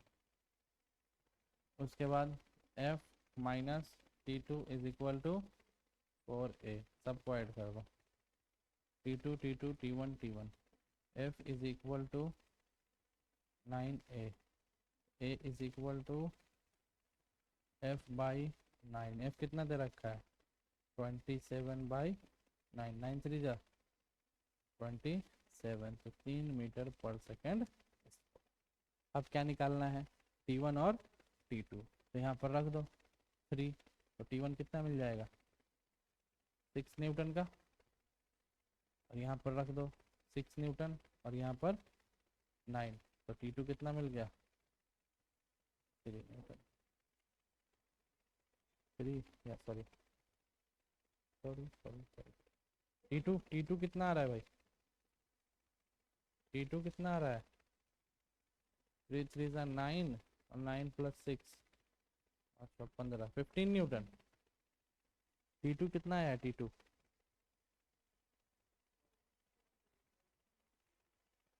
क्या बोल रहे हो? T2 3 होगा, यहाँ रख दो ना। T1 अच्छा कोई बात नहीं, यहाँ रखो ना। T1 कितना है? 6 है, इसको उधर कर दो। 3 3 जा 9 प्लस 6 15 हो जाएगा। क्या दिक्कत है? यहाँ रखोगे तो भी वही बात है। T2 कितना आ गया? 15। यानी क्या समझ रहे हो? 15 न्यूटन से ये वाला ब्लॉक इसको खींच रहा होगा, और 6 न्यूटन से ये वाला ब्लॉक इसको, और इसको कितना मिल रहा होगा? 27। समझ में आ रहा है बात? अगर पूछा जाए कि एक ट्रेन चल रहा है, तो सबसे ज़्यादा फोर्स तो इंजन के पास होगा जो खींच रहा है या ना? और कौन सा बॉगी है जिसपे सबसे कम फोर्स लग रहा होगा? सबसे आखिर वाला। नॉर्मल सा बात है, कोई भी चीज़ दूर होगा तो उस पर फोर्स का इफेक्ट क्या पड़ेगा? कम ही पड़ेगा। देखो तीसरे ब्लॉक पे फोर्स कितना आ रहा है? 6 न्यूटन, उसके बाद 15, उसके बाद 27। कर ले जाओगे? समझ गए? चलो एक और क्वेश्चन करो।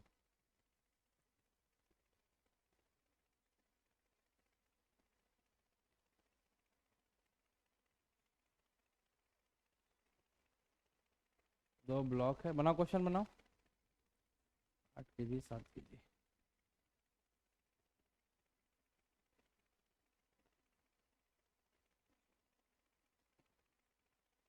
8 kg और 7 kg के।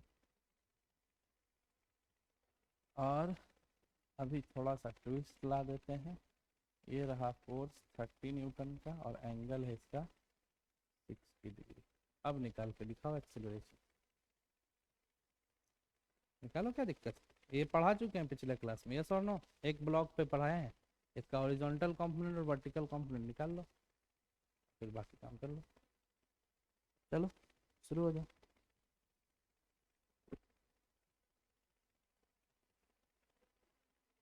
हाँ बिल्कुल, रस्सी जहाँ आएगा वहाँ टेंशन आएगा, बोल तो दिए।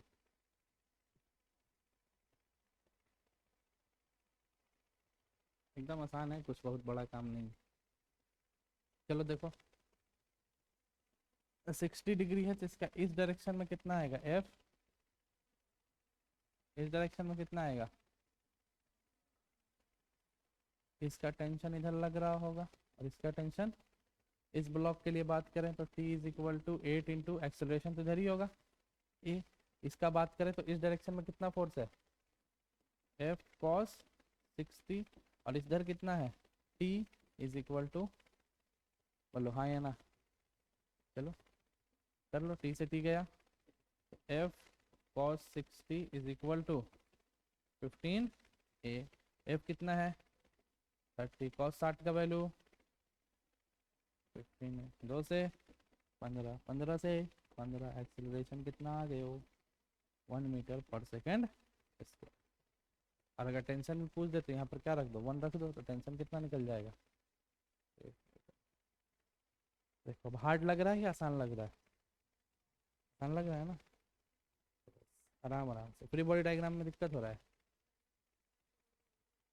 हो गया, समझ गया भाई, कोई दिक्कत है क्या।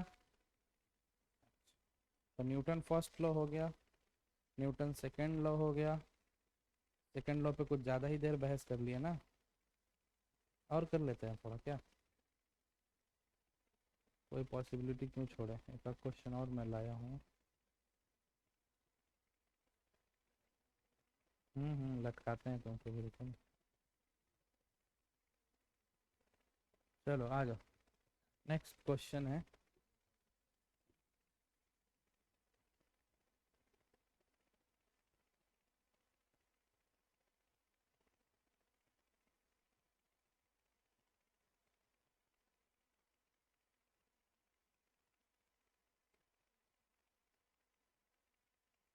आ जाओ लटका रहे हैं, सबर रखो, पुली अच्छा नहीं बना हमसे।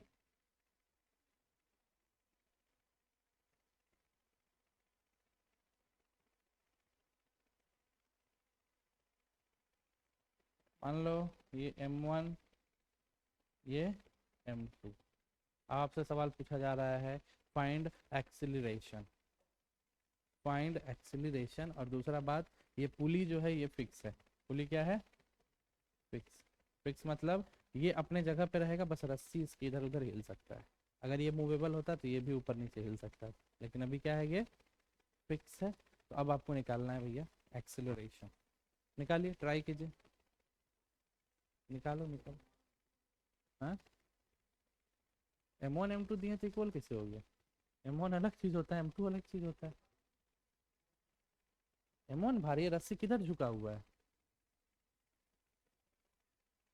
तो अकेला कर, निकालिए जरा।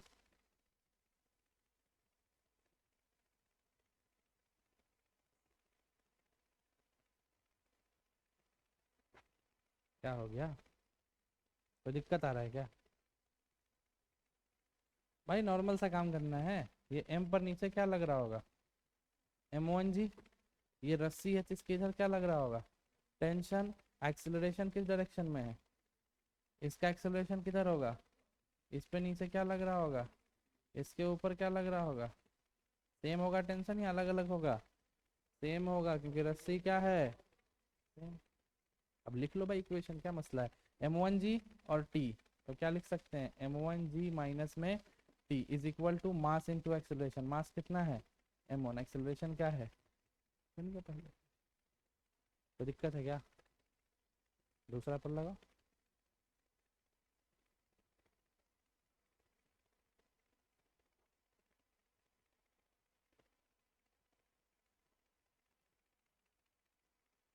थोड़ा तो अकल लगाओ, इधर m2g से t क्यों घटाएं, क्योंकि mg नीचे जा रहा है t ऊपर है, बड़ा फोर्स कौन होगा mg और t में, यहाँ mg नीचे लग रहा है t ऊपर लग रहा है, लेकिन एक्सेलरेशन किधर है डाउनवर्ड, यानी बड़ा कौन होगा mg, तब इसमें से ये घटाएं, लेकिन यहाँ पर ये ऊपर जा रहा है, इसका मतलब ज्यादा डोमिनेंट कौन कर रहा होगा mg या t, तो t माइनस m2g करोगे ना, आया ना, करो, दूसरा क्या बनेगा t minus m2g is equal to m2 into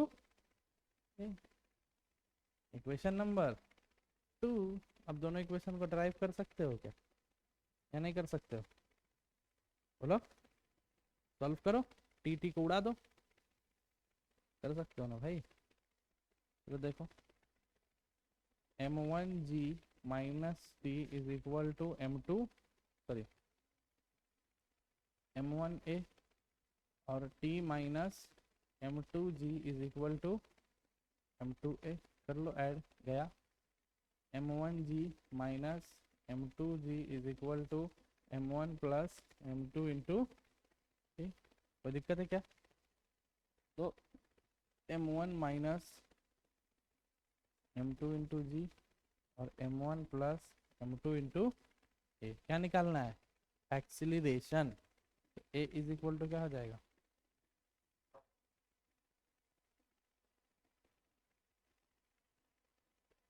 बोलो हाँ या ना। कोई दिक्कत है क्या? तो इसको लिख लो, फिर इस पे हम डेटा दे के एक क्वेश्चन करा देते हैं।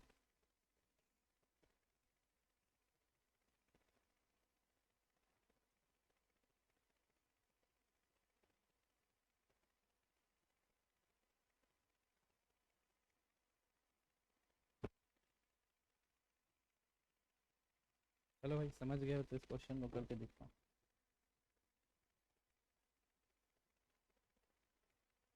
ये तो 1 kg चलो भाई बना। एक्सीलरेशन निकालो। एक 2 किलो का ब्लॉक है कि 1 किलो का ब्लॉक है? इस फॉर्मूला से मत बनाना, अपने तरीके से इक्वेशन लिख के बनाना। फॉर्मूला पर डालोगे तो आ ही जाएगा, लेकिन अपने तरीके से बनाओगे तो ज़्यादा बेहतर है।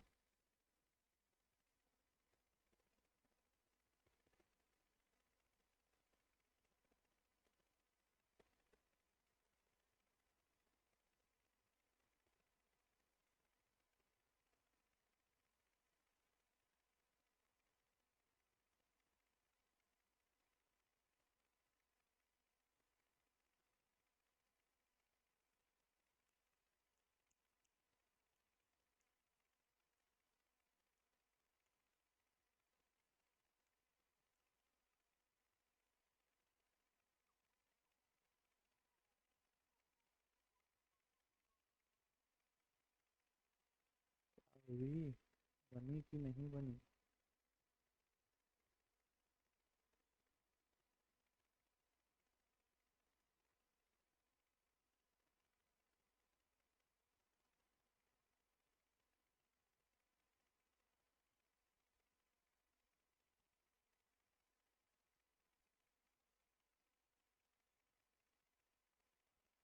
जीएस पोर्शन में क्या क्या क्वेश्चन आता है? फिजिक्स, केमिस्ट्री, बायोलॉजी और इंग्लिश और जीके। इंग्लिश, फिजिक्स, केमिस्ट्री भी कमांड कर लोगे ना, हो जाएगा सिलेक्शन। फुल कमांड अगर हो गया तो जीके पढ़ने की कोई ज़रूरत ही नहीं है।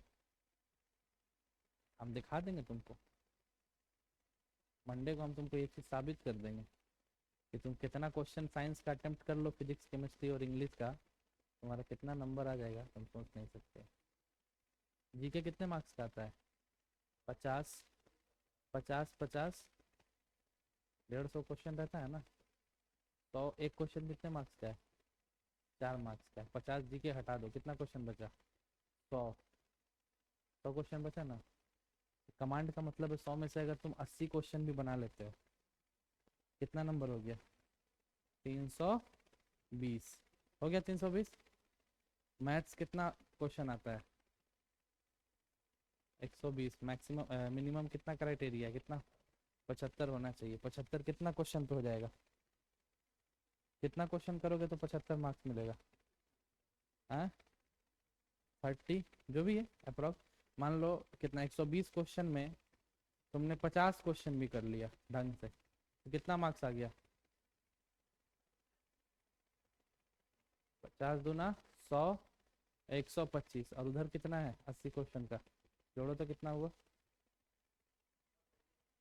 हाँ, हम कमांड का मतलब बोल रहे हैं, सही का मतलब सही। हाँ, क्या कट ऑफ जाता है?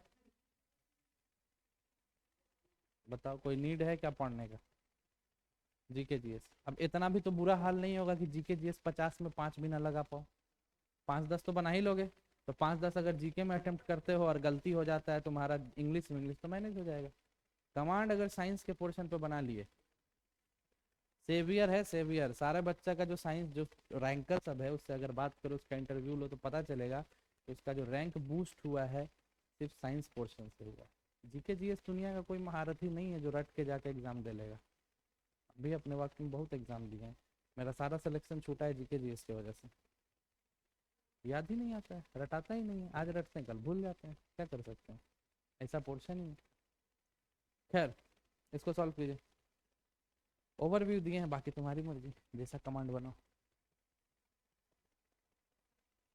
चलो भाई।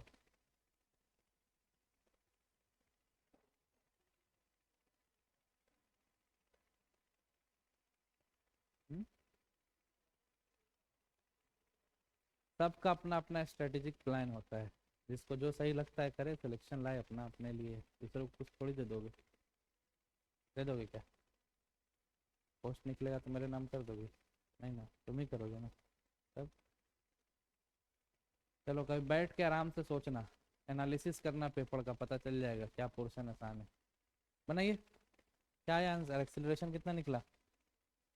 जी भाई 3। बस समझ में आ गया तुम लोग को अब? नीचे क्या लग रहा होगा? M G. ऊपर क्या लग रहा होगा? टेंशन। नीचे लग रहा होगा एम जी, ऊपर लग रहा होगा टेंशन। तो फॉर्मूला क्या बनाते हैं? M G minus T is equal to 2a, और दूसरा T minus M G is equal to A. गया 2 mg is equal to 3a। m कितना है भाई? अच्छा मिस्टेक हो गया, m1 m2 कर देते हैं। चलो ठीक है, समझ गया ना तुम लोग? बना लिया ना? g/3 आ गया ना? चलो बढ़िया है। ये पुली पुली वाला क्वेश्चन ऐसा ही होता है, पुली पे इसी टाइप का क्वेश्चन आपको देखने को मिलेगा। चलिए एक और लास्ट क्वेश्चन करते हैं, फिर हो गया। उसके बाद अब इस पे सेकेंड लॉ पे फिर अब कोई डिस्कशन नहीं किया जाएगा, फिर हम लोग अगले क्लास में थर्ड लॉ पर डिस्कशन करेंगे। तो क्वेश्चन है कुछ इस तरह से।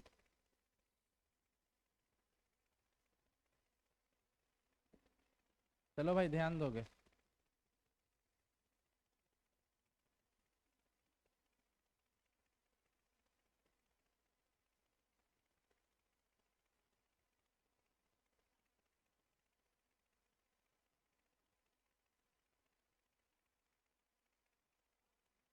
सेवन। ठीक है। क्या हुआ? हाँ तो टानेगा ही तो, वही तो तुमको पता करना है कि इस एक्सेलरेशन से टानेगा। 5 7 हो गया। हाँ चलिए एक्सेलरेशन निकाल दीजिए भाई। एक्सीलरेशन।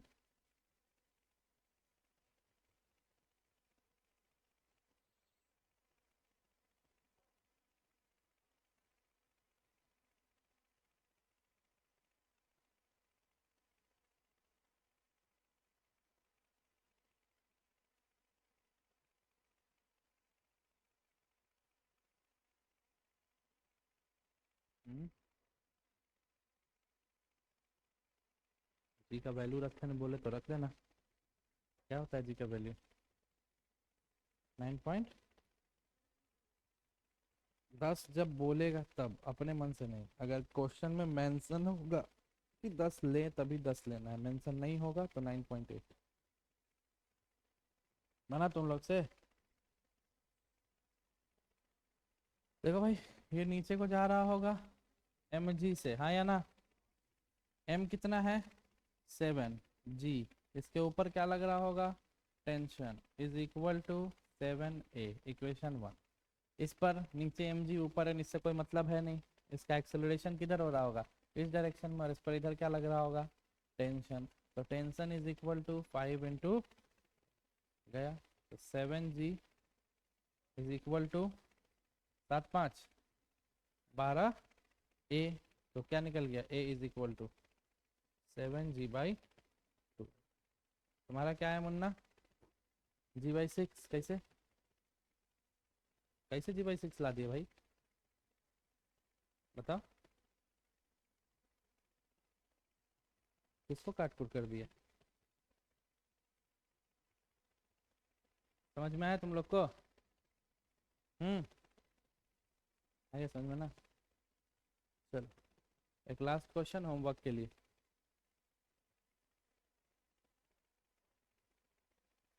ये होमवर्क रहेगा, बना लेना है। अगले क्लास में क्या होमवर्क रहेगा मालूम है? क्या रहेगा? अरे वो तो है ही, नोट्स का बात कर रहा हूँ मैं। नोट्स कंप्लीट होना चाहिए, क्योंकि अभी संडे आ रहा है, कल पूरा टाइम फ्री है। तो कल तक जो क्लास हुआ है उसका पूरा प्रॉपर नोट्स बनाइएगा। नोट्स बनाने का बार बार तरीका बता रहे हैं। थोड़ा सा लैंग्वेज, इंपॉर्टेंट पॉइंट, फॉर्मूला, बात खत्म। इससे ज़्यादा कुछ नहीं लिखना है। हाँ वही जो क्लास कराएं। आपकी मर्जी है, न्यूमेरिकल आप नोट्स में डालिए, अलग से लिखिए, रखिए न्यूमेरिकल को, क्योंकि काम देगा। वो आपके ऊपर, अलग कॉपी बनाओ या जैसे बनाना है। चलो भाई अगला क्वेश्चन है हमारा।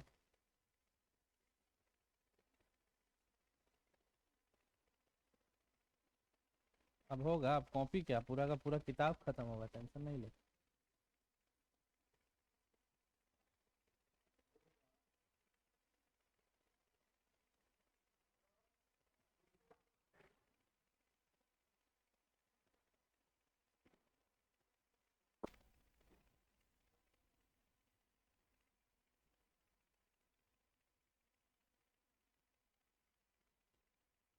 चलो भाई फिगर बनाते रहो।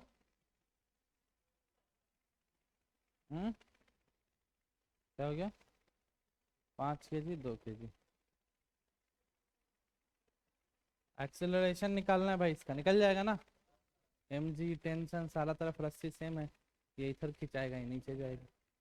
क्या हो गया? अब जो भी है, जैसा फिगर बना है बना लो, कर लोगे ना भाई। ठीक है, तो फिक्स पुली ही करते हैं, मूवेबल पुली नहीं करेंगे क्योंकि ज्यादा हो जाएगा फिर। सारा पुली अभी आपका फिक्स है, यही सिलेबस में है, इससे ज्यादा आगे नहीं जाना है। हम्म, इस पे कोई फोर्स लग रहा है क्या? हाइड्रोलिक जैक का नाम सुने हो? नहीं सुने हो? गाड़ी उठाने वाला देखे हो? तुमको ऐसे बोलेंगे उठाने, उठा दोगे? हाथ से पकड़ के गाड़ी उठाने बोलेंगे उठा दोगे? हाइड्रोलिक जैक लगा के हल्का सा घुमाते हो गाड़ी उठ जाता है। इसका क्या मतलब है? तुम अपना इतना ताकत लगाए नहीं उठा, और हल्का सा घुमा हाइड्रोलिक जैक उठा दिया, क्यों? रीजन ये है कि गाड़ी पर कोई फोर्स नहीं, मान लो ये गाड़ी है, इस पर कोई फोर्स अप्लाई नहीं है कि उसको खींचेगा। 2 किलो भी 50 किलो भी लगा दोगे तो भी खींच देगा, क्योंकि यहाँ पर क्या लगा हुआ है? पुली लगा हुआ है। यही कहानी होता है, मैकेनिक्स में पढ़ते हैं, इंजीनियरिंग का पार्ट है पर उतना नहीं जाना। इसको शेयर करना है या? हम्म, नहीं नहीं, मैकेनिक्स पढ़ना होता है भाई, मेरा इलेक्ट्रिकल डिपार्टमेंट।